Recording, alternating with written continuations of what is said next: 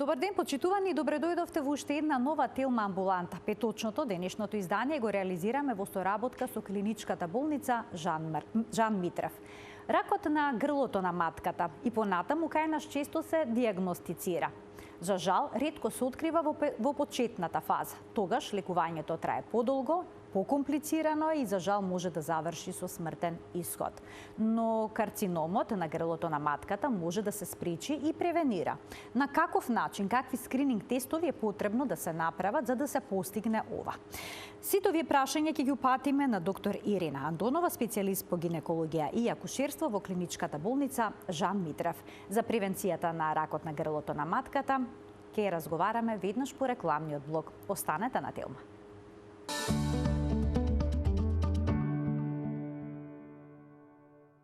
На каков начин може да се превенира и спречи појавата на ракот на грлото на матката? Ќе запрашаме доктор Ирина Андонова, специјалист по гинекологија и акушерство во клиничката болница Жан Митрев.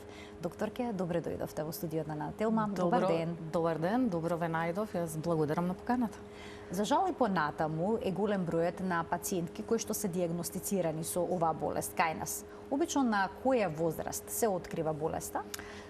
Да, поради тоа што има и покрај тоа што имаме превентивни методи, нели, за да ја спречиме, односно да откриеме во рана фаза болеста како карциномот на грлото на матката. Месец јануари оваа година е посветен од Светската здравствена организација на подигање на свесноста на жените за можноста за превенција на карциномот на грлото на матката. И можеби некаде поради тоа ние оваа емисија ја спремивме овој пат. Она што е идејата на Светската здравствена организација, не само на Светската здравствена организација, него на целокупната лекарска фела, да кажам, да се подигне свесноста за да знаат жените дека овој вид на карцином или овој вид на рак на грлото на матката може да се превенира, може да се спречи, па дури ние можеме да дојдеме во некоја фаза каде што 100% можеме да го спречиме за да не се јавува. Ме прашавте кога се јавува, поради тоа што има одреден етиолошки фактор, поради тоа што му треба одредено време за да се развие, обично пикот некаде околу 35 до 40 годишна возраст, со тоа што ние рачунајте некаде од 25 до 35 имаме многу методи со кои што можеме на време да го фатиме и на време да го лекуваме. А инаку на кои делови на грлото на матката се јавува овој карцином?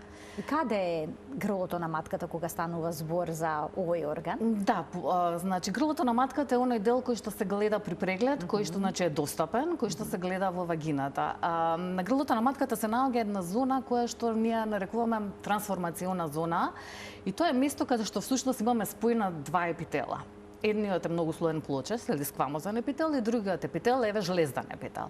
Овие два епитела се наоѓаат во контакт и оваа граница или оваа трансформациона зона помеѓу овие два епитела е динамична во текот на животот, што значи дека зависи од хормоните, зависи од возраста на жената. И точно тука, значи на спојот на овие два епитела, од причина што имаме промена на клетките, односно множење на клетките, имаме некоја активност на клетките, оди се најосетливи да дојде всушност некој агенс за да предизвика појава на рак на грлото на матката. Значи, ракот на грлото на матката е во оној дел од матката кој што не е достапен за преглед, еве, поедноставно. Секогаш е видлив? Значи, можеме да го видиме. При мануелен преглед можете да видите? Зависи од некогаш од возраста, поради тоа што некогаш ракот на грлото на матката, доколку е започнат, може да е започнат и да бил видлив, меѓутоа, како што реков, зоната во која што се наоѓа е динамична и со текот како жената влегува во менопауза, се повлекува навнатре, односно во шуплината на матката, може да биде на одредено место кое што не е достапно и не е видливо. Па поради тоа, кога зборуваме за начини на кои што го диагностицираме ракот на грлото на матката, кога веќе имаме некој позитивен наод, покрај биопсија користиме уште една метода, која што се нарекува ендоцервикална киретажа. Тоа значи дека со одреден инструмент земаме материјал кој што се наоѓа од грлото на матката, меѓутоа од внатрешниот дел, кој што на нас не е видлив со гол око, за да можеме, нели, за да го докажеме. Тоа не значи дека е задолжителна постапка кај секоја пациентка, поради тоа што кај младите пациентки оваа зона или трансформациона зона или овој спој на овие два епитела се наоѓа на надворешната страна, односно е достапен. Значи, на окото. Така, да, достапен е, можеме да го видиме. Преглед. Да. Дали жените кои што ќе развијат цервикален карцином ќе имаат некакви симптоми? Па додека да се појават симптомите, тоа би било многу касно, поради тоа што овој вид на карцином се развива доста долго време, од низ одредени фази преканцерози, за додека да се појават симптоми, обично станува збора за некој авансиран стадиум на карцином. И сега како еден од првите симптоми, јако ќе кажам дека е задоцнет симптомот, е крварење, кој што може да се јави некаде помеѓу менструалните крварења, може да се јави крварење по односи или пак некое крварење во менопауза. И поради тоа велиме дека секоја пациентка која што ќе добие крварење, значи не значи дека станува збор за карцином, него сега сакам да им додавам на пациентката секој што има крварење кое што е надвор од регуларниот менструален циклус, да го сватат сериозно и да се обратат на гинеколог. Не значи, односно можеби 1% ќе биде дека станува збор за некој карцином на грлото на матката. Во најголем број случаи се некои хормонални промени, односно хормонални крварења, меѓутоа сето тоа бара преглед и бара соодветна диагностика и соодветна терапија. Кога ќе се открие рак на грлото на матката, што се презема, дали веднаш треба да се отстрани тој дел од килото и дали секогаш може да се направи добро, операција? За да го докажеме или да го откриеме ракот на грлото на матката, обично имаме неколку постапки или превентивни постапки кои што ги правиме за да правиме скрининг, односно да фатиме од општата популација жени кои што можат да го развијат ракот на грлото на матката. И сега ако сето тоа е поминато, добиеме дека има позитивен ПАП тест, потоа добиваме дека имаме позитивна ХПВ типизација. Во позитивен ПАП тест мислам што би било за гледачите добро, например, да има ЦИН-1, ЦИН-2, ЦИН-3 или да има некои промени на клетките кои што на нас ни укажуваат дека ние треба да бараме понатаму.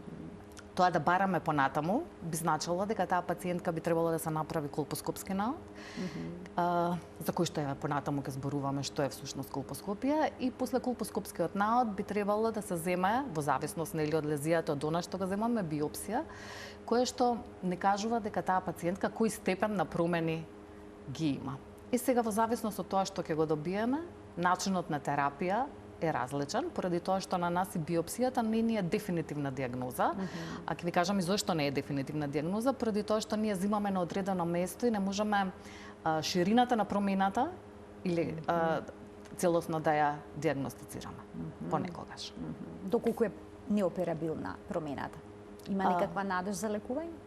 Па да, тоа веќе е во рамките на онколозите, кои што имаат радиотерапија, има соодветна хемотерапија, кои што има во зависност од стадиумот на болест, има соодветни протоколи кои што не се само наши, него светски протоколи како таа пациентка понатаму ќе се третира и ќе се лекува. Меѓутоа, она што треба да знаат дека доколку се открие во ран стадиум, меѓутоа сега зборам за карцином кој што е инвазивен, за кој што ќе треба терапија, значи не оние преканцерозни лезии.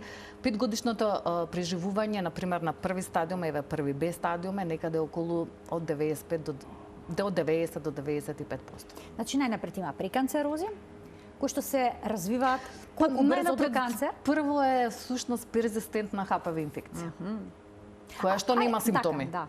Ајде да видиме што е се потребно да се направи за да се превенира карциномот на грлото на матката, односно што се спаѓа во скринингот, па детално ќе разговараме редоследно. Значи потребно да се направи мануелен, редовен и превентивен гинеколошки преглед. Потоа ПАП тест, кој што го споменавте, колпоскопија, ХПВ типизација, вакцинирање со вакцина против ХПВ. Веќе споменавте на мануелниот редовен и превентивен гинеколошки преглед дека во зависност од возраста можете да забележите нешто или не, но кога ќе прегледате пациентката, можете ли веднаш да процените во каква состојба е нејзиниот утерус? Доколку направите бимануелен преглед, можете да процените, односно и поради тоа нели е причината да се прави бимануелниот преглед, поради тоа што например порано ултразвучниот апарат не бил секаде достапен. Меѓутоа, за да процените дали пациентката има преканцероза, со бимануелен преглед нема ништо да допрати, ништо да пипнете. Па поради тоа ги имаме овие други превентивни скрин тестови кои што ги користиме за да докажеме. Што е тоа ПАП тест?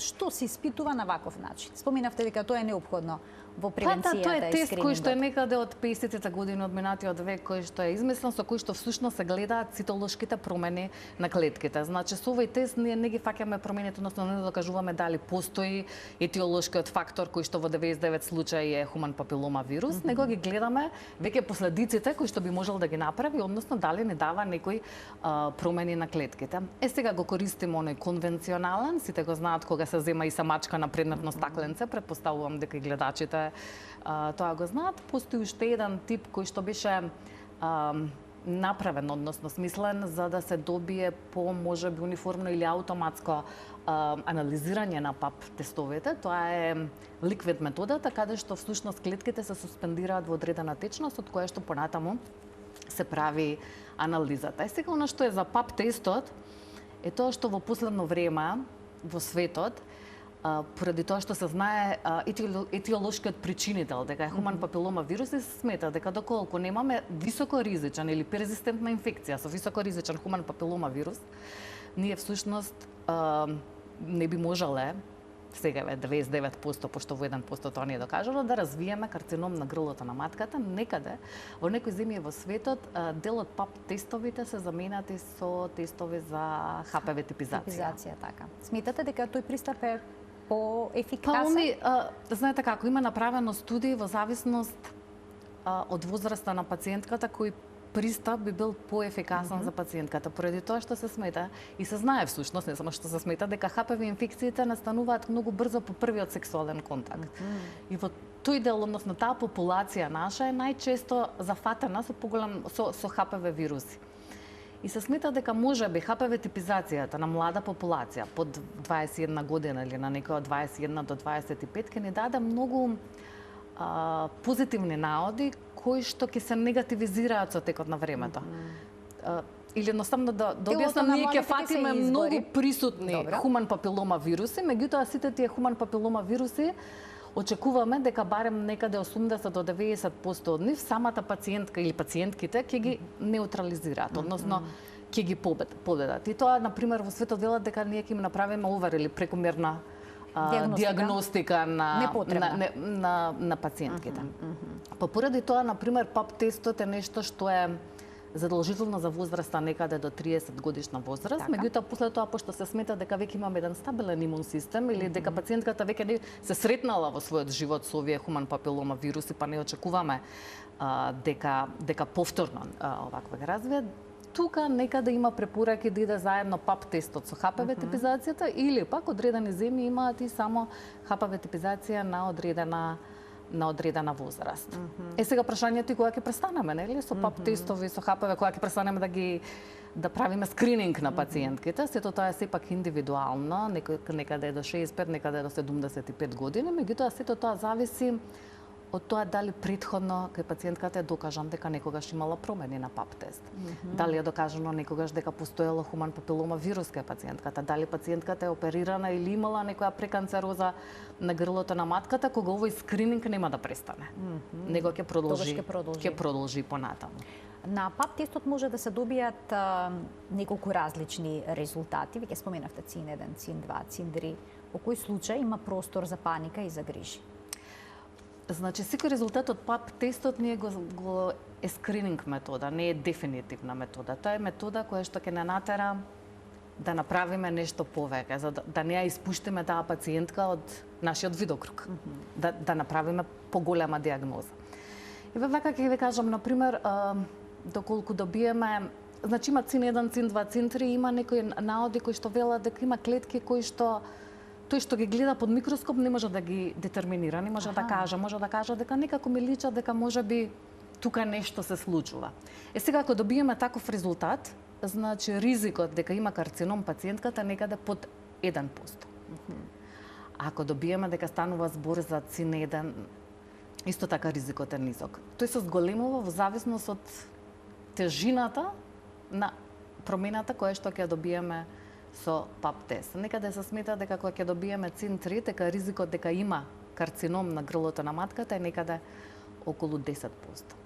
Зборам за карцином, тоа не значи дека нема преканцерозна лезија или дека нема ЦИН 1, ЦИН 2 или ЦИН 3.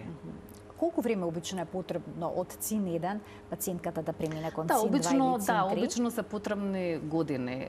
На времето се сметаше дека од една перзистентна и присутна ХПВ инфекција, додека да помине ни сите тие стадиуми за на крај да се развие карцином на грлото на матката, треба некаде околу 10 години. Аха, Значи ние имаме време. Токму заради тоа значи имаме време ние да го фатиме. Со прегледи да се сега ние зборуваме, јас малку ќе ве надополнам, ова е всушност еден вид на секундарна превенција. Постои примарна превенција, која што кај нас се уште она е воведена во календар за вакцинација, меѓутоа се уште знаете како мене ми се јавувате ме прашуваат што мислите, знаете треба да го носам девојчето да го вакцинираат и што мислите вие дали треба да ја однесам да се вакцинира. Тоа е всушност вакцината за ХПВ и сега еве само ќе кажам она е више пред 15 години нели донесена, вакцинирани се кај нас е помал број, некаде во светот е поголем број и она со студиите кои што сега се направени е дека има намалување на овие диспластични промени кои што се јавуваат кај оние кои што се вакцинирани, например на ЦИН-3, некаде за 80%. Вакцината се прима Вакцината се прима на 12 годишна возраст кај нас, иначе распонот е, например, до 15 годишна возраст се примаат 2 дози од вакцината, ако е после 15 годишна возраст се примаат 3 дози од вакцината и се дава некоја рамка да ако сакаат и закаснеле да можат да се вакцинираат до 26 годишна возраст. Значи тоа е таа примарна превенција. Дали откако ќе ги примаат девојчињата, кај нас само девојчиња примаат, во светот да, во светот и момчиња примаат, да, сите примаат. Кај нас девојчињата откако ќе примаат оваа вакцина, дали тоа значи автоматски дека се заштитени од сите соеви кои што може да предизвикаат карцином на грлото на матката? Не, зависи типот на вакцина, нели има 4 валидносно со 4 типа, каде што се 6-11, мислам дека се 16 и 18 и има кое што е со 9 типа, тоа значи дека ние ги заштитуваме од оние кои што сметаме дека се најризични, поради тоа што тип 16 и 18 се наоѓаат во 70% од лезиите, односно од карциномите, се докажани на грлото на матката. Се смета дека они 70% од карциномите ги предизвикуваат. Сега во ова што е 9-то, со 9 типа, се смета дека заштитува 90%. Значи тука се ставени и оние кои што стигаат во тој 20%, нели што ги предизвикуваат карцином на грлото на матката. Меѓутоа не можете апсолутно да заштитите од све. Тоа значи дека и тие што се вакцинирани треба да прават редовни скрининги.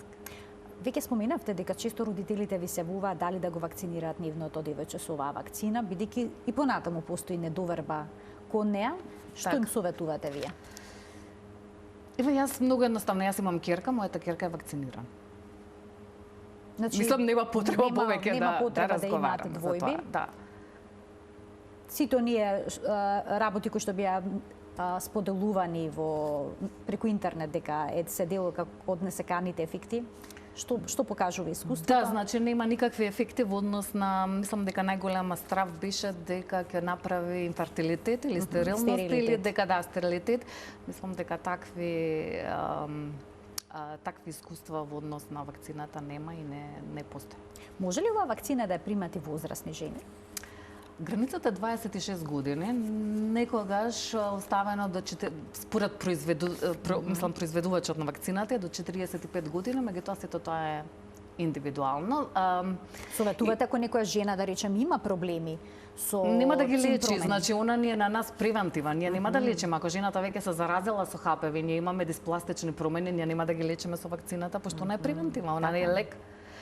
Идејата на 12 години што се дава вакцината е да ги фатиме таа возраст која што се уште не е сексуално активна. За да може она да направи антитела за која ќе се сретне со тие ХПВ типови да може да реагира. Значи за тоа толку рано. Поради тоа е, да, иначе она не е лек. Не можеме со неа да лечиме. Што говорат искуствата во земјите кај кои што се преминува вакцинација и кај момчињата, дали резултатите се подобри? во однос на елиминацијата се смета дека оваа болест? ХПВ вирусот не предизвикува само карцином на грлото на матката, дека он е причинител и на карцином на вагина, 70% на карциномите на вулва, дека се карциноми на аналниот регион, па дури орофарингеални карциноми. Така да сега можеби не е во тој процент како што е карциномот на грлото на матката со 99%, меѓутоа е некаде над 70%. Така, и се смета дека се намалени, дека на бројот или инциденцата на овие карциноми во земјите каде што е направена вакцинација и не само што е направена, него и испитаниците, односно луѓето кои што ја примиле да пораснат, за да можат да се направи нели статистичка обработка на податоци за да дојдат во возраст во која што претходно, например, ако инциденцата била висока, сега е друга. Да се задржиме уште малку на ХПВ типизацијата, дали некогаш советувате девојките, жените само иницијативно да си направат ХПВ типизација? И покрај тоа што не име советувана, бидејќи понекогаш и тоа се случува, да сака да проверат дали се заразени со ХПВ. Баш тоа претходно го зборував дека сега во скрининг методата е воведена и ХПВ типизацијата, така да може. Доколку сакаат, нели може да го направат. Но доколку добиет резултат дека се заразени со одреден агресивен сој на ХПВ, дали тоа сигурно значи дека ќе развијат преканцерози? Не, некаде во 80% без оглед од кој тип или сој нели на ХПВ се заразени девојчињата или жените, пациентките, во 80% ќе го победат. Тоа значи дека нивниот имунитет, ние чекаме од прилика, велиме дека за 2 години би требало да тој наод се негативизира. И значи тие наоди всушност не се опасни доколку не премине во една перзистентна инфекција. Доколку имунитетот самиот не може да се избори. Тоа би значило дека таа перзистентна инфекција постојано прави некој предизвик на клетките кои што се наоѓаат, значи они постојано трпат одреден агенс и дека најверојатно поради тоа таа перзистентна инфекција може да доведе до појава на првен преканцероза и после карцином на грлото на матката, што би можело да и помогне. Значи на времето имаше нели различни ризик фактори, сега се смета дека можеби се два, онако што ќе добија дека има високо ризичен, на пример ХПВ вирус, или пак ниско ризичен да се појават кандиломи, доколку е пушач треба да престане да пуши. Тоа е докажано, да. И се смета дека имуниот систем, меѓутоа не сега тоа кога кај нас што сметаме на имунитетот сега оваа зима ми падна, овде најмногу се мисли на оние кои што се на имуносупресивна терапија или пак оние кои што се заразени од ХИВ. Ќе проговориме дефинитивно детално за ризик факторите, ќе се задржиме уште малку на ХПВ типизациите и на она што е дел од целиот овој процес на скрининг. Дали покрај ХПВ типизација и ПАП тест е неопходно да се направи секогаш и колпоскопија? Во зависност од наодот ние што ќе го добиеме, така ги упатуваме пациентките дали ќе правиме колпоскопија или пак нема да правиме. Што е тоа колпоскопија?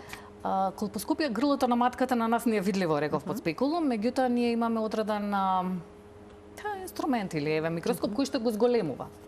Значи, она што го гледаме или промените кои што ги гледаме, ние ги добиваме зголемени. Што значи дека многу подетално можеме да правиме анализа на промените на епителот на грлото на матката. Сега тоа не го правиме само со тоа што гледаме, него ние аплицираме одредени средства за да можеме да добиеме соодветно, односно средства кои што ќе ни помогнат во нашата визуализација на промените кои што се на грлото на матката. Едно од нив е оцетна киселина и идејата за нејзино пласирање со тоа што прави денатурација, ги разградува протеините. Оние сметаме дека клетките кои што се лоши имаат поголема количина на протеини во нивното јадро и поради тоа ќе ни даде некој бела боја или бела пробоеност на одредени места на грлото на матката кои што ни кажуваат, ние го викаме леукоплакија, од каде што или во народот може и раничка да се спомене, од каде што ние би можеле понатаму да земаме биопсија за да ја испратиме, за да видиме зашто точно и за кој степен на промена станува збор. Искусното око на лекарот може веднаш да процени дали има промени или не? Да, секако дека треба тренинг. Да, тренинг. Ама да речеме, дали со колпоскопски преглед можете со сигурност да утврдите дека не постои? Додека не земете. Ние можеме да утврдиме дека има промена и да бидеме, не знам, 90-99%, па дури 100% сигурни. Меѓутоа, додека не добиеме дека навистина таму има промена, не преземаме понатамошни терапевтски методи. Ќе ги поканиме гледачите, почитувани од овој момент емисијата е контактна, слободно можете да се јавите во програма, да поставите прашање и секако тоа да биде поврзано со превенцијата на карциномот на ракот на грлото на матката. Кога зборуваме за ХПВ вирусите, кои што се всушност во 99% како што споменавте причинители за овие промени преканцерозни, но и канцерозни на грлото на матката, дали веќе постои некаков лек со кој што тие би можеле да се елиминираат? Има ли лек за елиминација на ХПВ вирусите? Значи, лек... Некој антивирусен? Не, лек не постои за терапија на ХПВ вирусот, иако постојат студии во кои што се анализираат различни видови на суплементи, кои што би можеле да помогнат во подобрување, да кажам, на имунитетот за организмот самиот да го победи хуман папилома вирусот. Меѓутоа, не постои ниту една научна студија која што тврди да ова е лек со кој што ние на вистина го победуваме хуман папилома вирус. Нема лек за него кој што нема за ковидот. Воопшто немаме лек, она што можеме да работиме на имунитетот и она што ние третираме, всушност ги третираме промените кои што хуман папилома вирусот ги дава. Како ги третирате?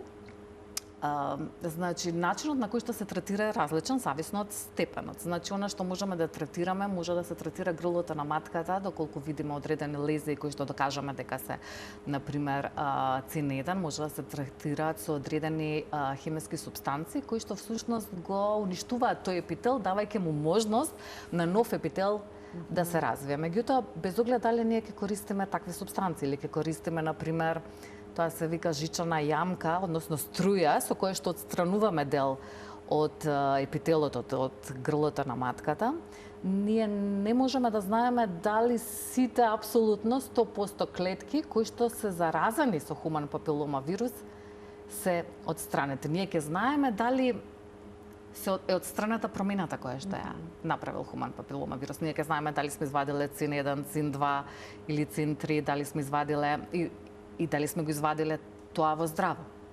Преди тоа што ќе го испратиме. Меѓутоа, никогаш не можеме да знаеме дали сите клетки кои што се заразени со хуман папилома вирус сме ги отстранили. Она што правиме е му даваме шанса на организмот да се избори после тоа доколку е останата некоја клетка да се избори самиот.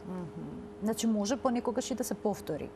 Понекогаш може и поради тоа сите оние кои што имале некоја преканцероза на грлото на матката ги следиме на одредени временски, по одредени протоколи, на одредени временски интервали за да видиме како идеме понатаму. Што им советувате на партнерските двојки? Може се во брачна заедница, доколку жената била инфицирана од некоја агресивна форма на ХПВ, добила промени, направена е интервенција, значи отстранен дел од грлото на матката. Како да продолжат понатаму со нивниот сексуален живот? Затоа што сигурно и партнерот е заразен со истиот вирус. Сигурно и партнерот е заразен со вирусот, меѓутоа ние поради тоа што реков дека треба одреден период од 10 години нели да помина за да се развие одредена промена, или ако не се 10 години, нека се 2, 3 или 4 години, може за тоа време да партнерот го негативизирал, да неговиот имун систем е многу подобар од имуниот систем кај жената. Е сега кај мажите не дава такви промени или како што дава кај жената. Не е он обвинет 99% дека дава карцином на пенис, например. Разбирате, тука има многу други етиолошки фактори кои што можат да влијаат. Презервативот, дали е корисен? Претпоставувам дека нема да можат да го користат после тоа. Он е, меѓутоа поради тоа што е кожа со кожа контакт, значи не е само презерватив, не штити 100% од пренесување на овој вирус. Значи презервативот во овој случај не е 100% заштита. Не, воопшто не е 100% заштита, поради тоа што имате например кондиломи на гениталните делови кои што е во контакт кожа со кожа. Кондиломи споменавте, тоа се предавички всушност. Тоа се предавички, да. Од нив може да се развие карцином? Во најголем број случаи тие се предизвикани од нискоризичен овакво хуман папилома вирус, кој што всушност делува локално, делува на кожата, делува на перинеумот и во најголем број случаи тие промените кои што ги дава е всушност тоа. Она што се плашиме ние се присуството на високоризични ХПВ вируси кои што можат да го дадат карциномот на грлото на матката. Ајде сега да погледнеме кои жени спаѓаат во ризичната група да развијат промени преканцерозни и канцерозни. Сега вели, тоа се жени кои што се пушачи, веќе што споменавте, со намален имунитет. Жените што рано започнале со сексуални односи или имаат голем број на сексуални партнери, потоа имаат сексуални односи без заштита, односно не користат кондом, долготрајно користење орална контрацепција, прекумерна телесна тежина, чести воспаление на вагината и матката, секако дека има и други ризик фактори, но овие се најчестити, токму поради тоа ги издвоивме. Споменавте цигарите дека треба да се остават веднаш, доколку се забележи некаква промена со односно доколку добијат дека постои високо ризичен, и воопшто треба да се елиминираат заради други болести, не е само за тоа. Сега намалениот имунитет, уште еднаш да го искоментираме, велите, не значи ова зима ми падне имунитетот и поради тоа добив цен? Она која се мисли на намален имунитет, се мисли на намален имунитет кој што е настанат, например, доколку, например, има одредени лекови кои што се взимаат за да се намали одговорот, например, на кај одредени пациентки кои што може да имат, например, трансплантација на одредени органи. Исто така може да дојде до намален имунитет кои се заразени со синдромот на имунодефициенција, односно ако станува збор за ХИВ. Пред да продолжиме понатаму, ќе ги вклучиме гледачите кои што сакаат да постават прашање во денешната Телма амбуланта. Добар ден. Добар ден. Повелете, во програма сте. Се јавува пациентка во повозрастни години. Така. 70 години имам. 84-та година сум оперирана од кондензација составена од дисплазија. Добро. Сега 2018 ми рекла дека матката ми е болна и треба киретажа да ми се направи. Меѓутоа не ми е достапно, беше за киретажа вајно од операцијата нешто лошо и зараснато. Во 25-та сега пак беше един месец. Исто не ми направи киретажа, сега што да правам без, а треба киретажа да се направи. Кажете ми, вие крварите или сакат треба да правите киретажа пошто е видено нешто на ултразвук?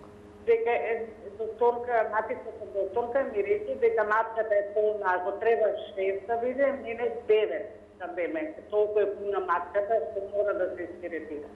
А кажете ми, немате никаква симптоматологија, вие не крварите воопшто? Не, ништо не, чувствам само на матка. Така. Два пати се направи обид за киретажа и не се успеа? Не успешно, да. Воопшто матери? 2020 сега пак. И сега се плашам, не знам што да правам. Вака сега знам дека малце, одговорот малце е екстремно, меѓутоа понекогаш кога има 2 обида или 3 обида и кога не може да се направи, односно да се влезам внатре во шуплината на матката и ние не можеме да добиеме одговор, може да се направи, односно да се извади матката, ова како екстремен случај, и да како една биоптична хистеректомија. Односно, ако толку многу се сомневаат дека може да станува збор за малиген процес, јас претпоставувам поради тоа ве праќаат да направите киретажа, тогаш како опција доаѓа евентуално да се извади матката и да се испрати. Може ли да има таков малиген процес развиен сериозен без никакви симптоми? Јас не можам 100% да дадам одговор нели дека може или дека не може. Поради тоа што они гледаат дека внатре постои нешто, тоа може да биде и полип. Значи во овој случај не мора да биде ништо малигно, поради тоа што пациентката го има веќе од 2019, јас колку што разбрав, тоа се поминати 4 години. Доколку сега може да се спореди ултразвучниот наод, доколку 2019 истиот ултразвучен наод кој што е со 2023 со сега, тоа значи дека ние што и да немаме прогресија. Не може 100% да кажам дека е бенигно, пошто не знам, не сум ја видела пациентката, меѓутоа тука може да се направи одредена паралела. И кога ќе се направи паралелата, може да се договори со пациентката што ќе правиме понатаму. Ќе имаме биоптична хистеректомија или пак ќе го пратиме тоа понатаму, поради тоа што ако е некој малиген процес би требало да биде барем авансиран за тој период. Ќе вклучиме уште еден гледач. Добар ден. Добар ден за следниот гледач во денешната Телма амбуланта. Добар ден. Во програма сте. Повелете. Дали се слушаме? Да, одлично ве слушаме. Ве слушаме Вака, во поздрав за програмата. емисијата, водителката и докторката. Благодарам. Вака, имам едно прашање. Јас сум пациентка 58 годишна возраст. Оперирана сум од карцином на мочен меур, направена ми е операција Брикер. Сега сум со стома, да. Скоро година дена веќе ќе правам, меѓутоа пред 3-4 месеца приметив вагинално крварење. Прво као розев исцедок, после тоа малку се појачува, па снемува, пак нормално се обратив кај својот хирург, без на гинеколог. Добивам одговор дека е тоа од мојот хирург разградување на конци, нормална појава, да не се плашам. Меѓутоа веќе 4 месеци тоа трае. Бев и кај мојот гинеколог и таму е све во ред. Кажете ми, матката е извадена во текот на Да, операцијата? извадена е ради превентива, да, немаше метастази ништо. Одев на неколку превентивни хемотерапии. Извадена е зрачење матка, имавте ли? ради превентива. Зрачење дали имавте? Не, само хемотерапија. Само имам. хемотерапија, немаше зрачење. Не. Значи, најверојатно може да биде поради тоа што има ресорбција на конците, може да е малце одложена, сега велите дека 4 месеци има скоро поминато. Меѓутоа, крварењето би требало да биде нели вагинално крварење поради тоа што немате веќе матка, нема утерус. Доколку гинекологот што ве прегледал рекол дека све е во ред, претпоставам дали гинекологот го виде крварењето? Не е повеќе не е гледачката на линија. Значи, доколку, пошто нема утерус, нема матка, крварењето би требало да потекнува нели од вагината, дали од местото на кое што е сошиена вагината, со разградување на конците или тука настанува некој проблем, тоа би требало на гинеколошки преглед да се види, меѓутоа поради тоа што тогаш била оперирана, тоа е пратено на хистопатологија. Во најголем број случаи јас не очекувам дека станува збор за некој карцином на гениталните органи, секако треба гинеколошки преглед. Така. Продолжуваме ние понатаму со жените кои што се под зголемен ризик да развијат рак на грлото на матката. Раниот почеток на сексуалните односи е ризик фактор, исто како и големиот број на сексуални партнери. Што значи денеска ран почеток на сексуални односи? На која возраст обично девојчињата стапуваат во сексуални односи? Па, со текот на времето тоа се поместува, нели? Се се Да, поместува, се поместува надоле. Јас навистина некаде, не знам, 17-18 години, може нешто порано и на 16 години веќе почнуваат со сексуални односи. Да, како ризик фактор е ран почеток на сексуални односи, баш поради причина што рано се среќаваат со хуман папилома вирусот, односно во првите неколку години се смета дека 80% од жените кои што девојчињата кои што започнале со сексуален однос веќе се сретнале со некој тип од хуман папилома вирус. Тоа се студии кои што се правени например на кулеч од затворен тип, например во Америка, каде што да кажам дека 80% со различен тип на HPV вирус се сретнале, например од кога дошле. Значи сите што се сексуално активни, тоа е најчестата, значи тоа е најчесто, тоа е HPV. сексуално пренослива болест, тоа е најчестата сексуално пренослива болест со која што скоро сите се среќаваат во текот на животот, некаде 88-90% од населението кое што е сексуално активно. Има HPV вирус, а сега исто така она што е битно дека не значи само сексуален однос, може некои варијанти на сексуален однос исто така да доведат до принесување на овој хуман папилома вирус. Уште еден гледач ке вклучиме. Добар ден. Добар ден. Повелете. Да прашам, пред 11 години имавме канцер на грло, на матка. Се среди, се е во ред, дали може да се повтори пак? Така. Имате конизација или имате хистеректомија? Да, конизација е правено, да. Добро, и Имам после... тогаш 30 години, а сега знаете. Добро, На 30 имате години е конизација и правено. предпоставувам дека имате редовни прегледи после тоа. Да. И на овие редовни прегледи што ги правите, до сега не се појавило дека има некои промени на клетките на пап тестот? Не, све е окей до сега. Па јас очекувам дека сето тоа поради тоа и возраста и времето што поминало, HPV типизација која имате направено која што е негативна, дека сето тоа не би требало да повторно да биде на овакво, да се повтори или повторно да ве оптовари.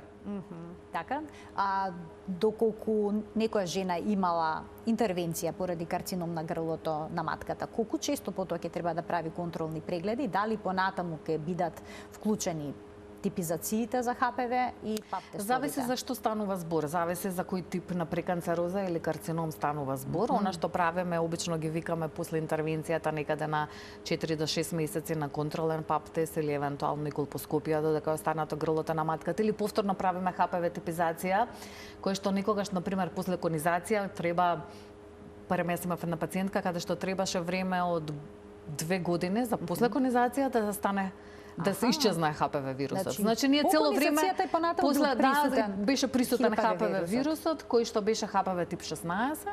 Значи оној кој што е високо не направи никакви промени. Значи конизацијата беше поради дисплазија градус гравис, односно ЦИН-3. И после тоа остана позитивен ХПВ вирусот. Тоа беше она што го кажав дека ние ќе отстраниме промената, меѓутоа некогаш во некои клетки може да остане вирусот. ХПВ вирусот. Така да требаше време од некаде 2 години да конечно е негативен. Значи не го детектираме овој ХПВ вирус, што е доста добро. Така.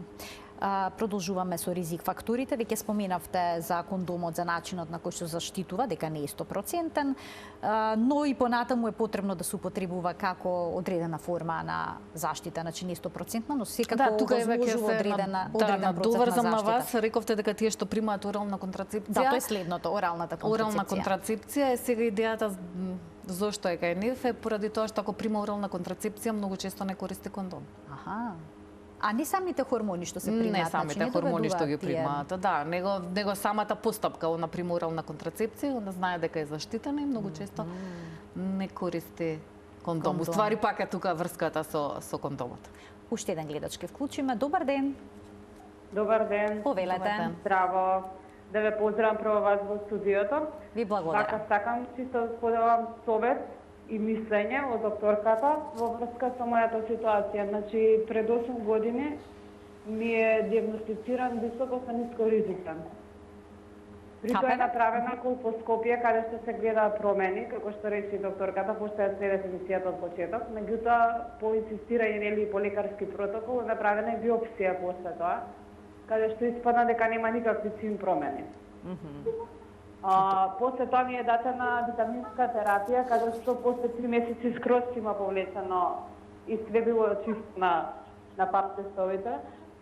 Меѓутоа, после тоа си има децата и после 3 години јас да останам бремена и да родам детенце со кое скроз ми се има исчистено на пап тестовите, ХПВ-то, и сега ме интересира на предпоследниот ХПВ имаше показано како со прашалници да се прави како типизација, дека нешто има најдено на самиот налез. На пап тестот имавте? Земени се брисеви за правење на ХПВ типизација во изпитите и се испратени во биотек, при што има отсуство. Значи, никаква... Значи не се пронајдени, не е пронајден ХПВ вирус. Да. И сега се е во ред и ми е кажана контрола дека треба да правам после 1 година. Правена е контрола и сега на следниот пат, поправо после 6 месеци е правена и после 6 месеци на самиот пап тест се беше чисто. Така, значи, еден пап тест имаше всушност со нејасен резултат, колку што ве разбрав, и поради тоа е побарана типизација, а сега се е во ред. Јас било високоризичен диагностициран претходно или јас на почеток, да. Високо со средно или низок, така е. Но пред колку години е тоа? Пред 8. Пред 8 години и после тоа не се појавил веќе повторно. Не. Значи, што би можеле да советуват во овој случај?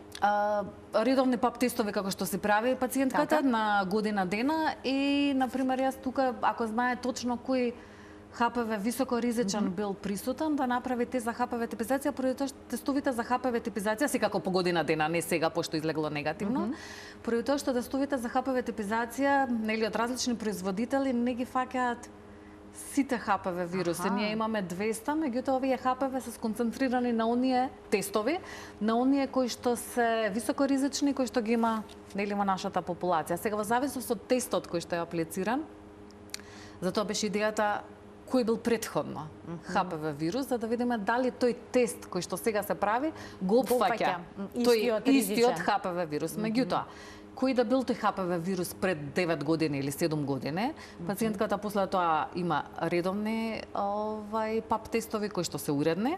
Јас колку што разбрав, има биопсија која што исто така не покажала ништо. Има еден тест, пап тест кој што покажал сомнение дека може да има ХПВ, меѓутоа не е докажан, така да сметам дека не треба да се врати на оние регуларни превентивни контроли кои што се за здрави пациентки. И сега, видовме дека понекогаш може да се добие сомнеш на пап тестот, дека има некаква промена, да не е наведено цин 1, цин 2 или цин 3, и потоа да се направи ХПВ типизација и таа да биде негативна. Зошто се гледаат вакви промени?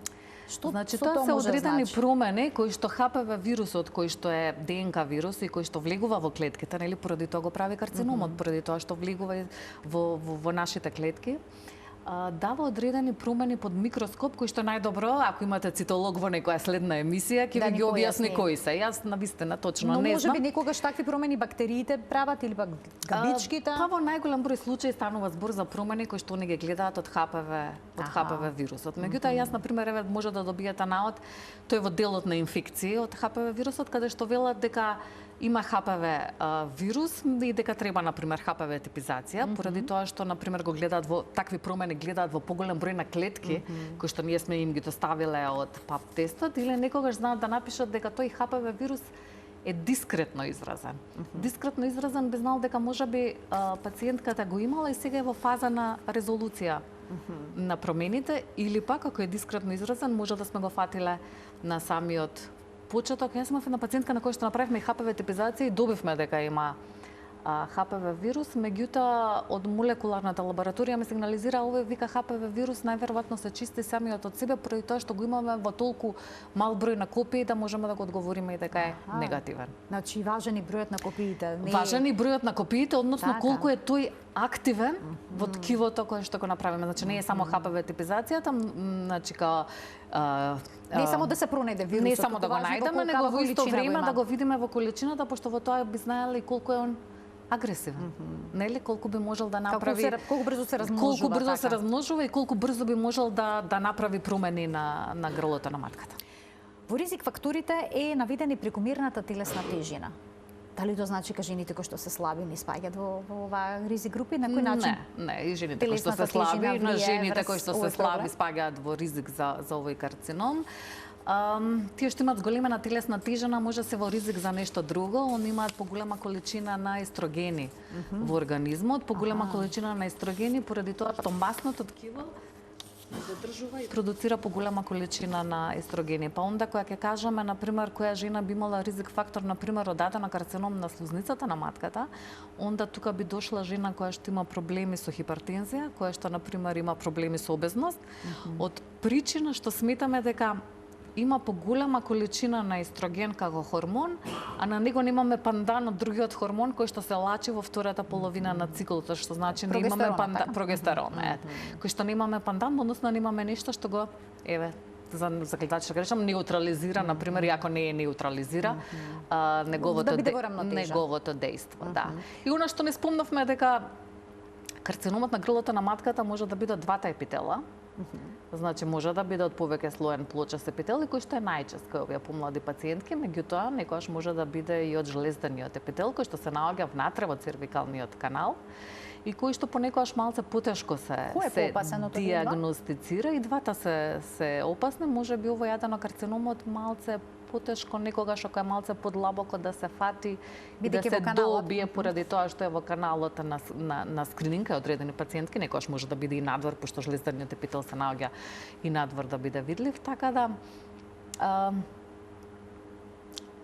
некогаш може би тука ние кога да го добиеме пап тестот, односно кога ќе добиеме резултатот, таму пишува и од кој тип на клетки да бараме. Разбирате дали станува збор за тип на клетки да бараме од повеќе слоен плочаст епител, односно од некој што го гледаме, или може да не пишува дека станува збор за типични гландуларни или атипични жлездани клетки, кога ќе размислиме, чекајте, сега може треба да земеме материјали внатре од цервикалниот канал за да бидеме апсолутно сигурни дека оваа пациентка ќе биде во ред. Уште еден гледач ќе вклучиме. Добар ден. Добар ден. Повелете. Сакала да поставам прашање за вашата гостинка.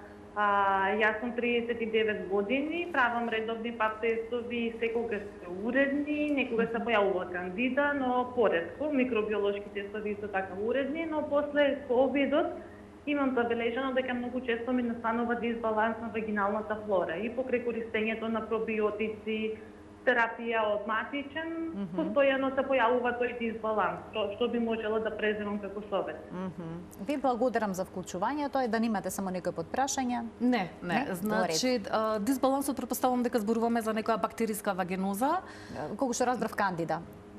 Да, меѓутоа рече дека кандидата ја средува. Значи, во ред, овој дисбаланс кој што се јавува или оваа бактериска вагиноза, некаде се смета дека некои од жени се можеби поосетливи на оваа бактериска вагиноза, која што е да кажам дека не е сексуално пренослива болест, меѓутоа дека можеби одреден број на микроорганизми кои што треба да ги има во помал број во вагиналната флора се размножуваат малце повеќе.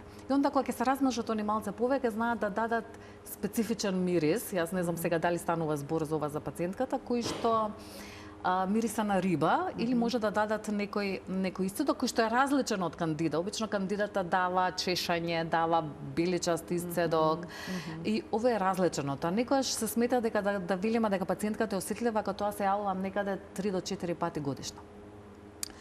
Лекот на избор е флажилот или метронидазолот, кој што се користи кај овие случаи, меѓутоа не секогаш можеме да кажеме ние целосно сме го искорениле или знаете кај вас ова можеби нема повеќе да се јави, поради тоа што се смета дека најверојатно и некоја осетливост на вагиналната флора на хормоналните некојаш дисбаланс или нерамнотежа која што ја има во организмот. Советувате да се земат пробиотици? Бидејќи дури има и вагинални пробиотици.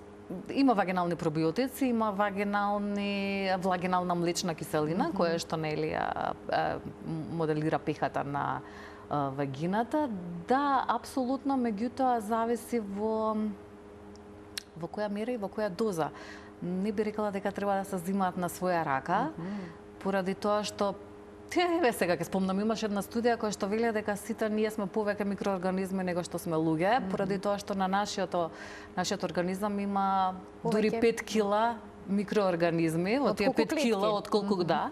И во тие 5 кила всушност спаѓаат и овие микроорганизми кои што се наоѓаат во вагината и е докажано дека секој од нас има различен, тоа се вика микробиом, односно дека нашиот микробиом е специфичен. И сега ние кога ќе од прст велат, толку како од печаток од прст. Сега, ние кога ќе земаме пробиотици кои што се генерализирани, тие се направени за цела популација, не се направени лично за нас. И ние ги користиме ние и нашиот, кој што ни е генетски даден, кој што е наш во наша средина, го менуваме. И некогаш и тоа може да направи одреден проблем, така да сега во светот прават некои обиди за да можеби пробиотиците бидат индивидуализирани. Поради тоа што има студија во која што се бараат, еве например, јас сега отидов малце подалеку од темата, каде што бараат тип на микробиом на цревата. И сега се знае дека, например, тие што го имаат тип 1, 2 или 3, еве сега карикирам, дека тој со одреден тип, дека имаат почесто кронова болест, некои од нив почесто добиваат, например, карцином на дебелото црево. И постои една терапија која што можеби сте сретнали, сте збореле со некој од вашите за трансплантација на преку фет. Освари тоа феца со здрави луѓе, нели, со кои што се прави фекална трансплантација, звучи страшно, но се уште таа носи низа ризици. Да, меѓутоа сепак науката оди натаму. Да, науката оди таму, така е. Значи треба си го чуваме нашиот микробиом и доколку има нарушен микробиом и чести инфекции, дали ќе бидеме предиспонирани повеќе кон развој на ХПВ вируси, односно да, постојат студии кои што последното беше чести воспаленија. Да, дека може да предизвикаат појава, на пример, почесто позголемена осетливост на ХПВ инфекции, зошто поради тоа што имунитетот е намален. Намален имунитетот. Нели таа влегува во на ризик фактори за кои што зборувавме. Се вративме на почеток, повторно. Ви благодарам многу, докторке, за вашето денешно гостување во Телма амбуланта, за сите појаснувања кои што се однесуваат на превенцијата од карциномот на грлото на матката. Вела дека во 21 век не би требало ниту една жена да почина од карцином рак на грло на матка. Јас се надевам дека тоа можеби ќе остигнеме, може не 2030, него нешто понатаму, меѓутоа дека ќе биде. Така, да се прават редовни прегледи, бидејќи ова е карцином кој што Јас може мислам да се за тоа превенира. нешто многу се зборува во последно време, имаме сите и медиуми и ние лекарите и од гледаме дека прават редовни пап тестови. Така, ви благодарам уште еднаш. И јас ви благодарам на поканата. Почитувани, денешна гостинка во студиото ни беше доктор Ирена Антонова, специјалист по гинекологија и акушерство во клиничката болница Жан Митрев.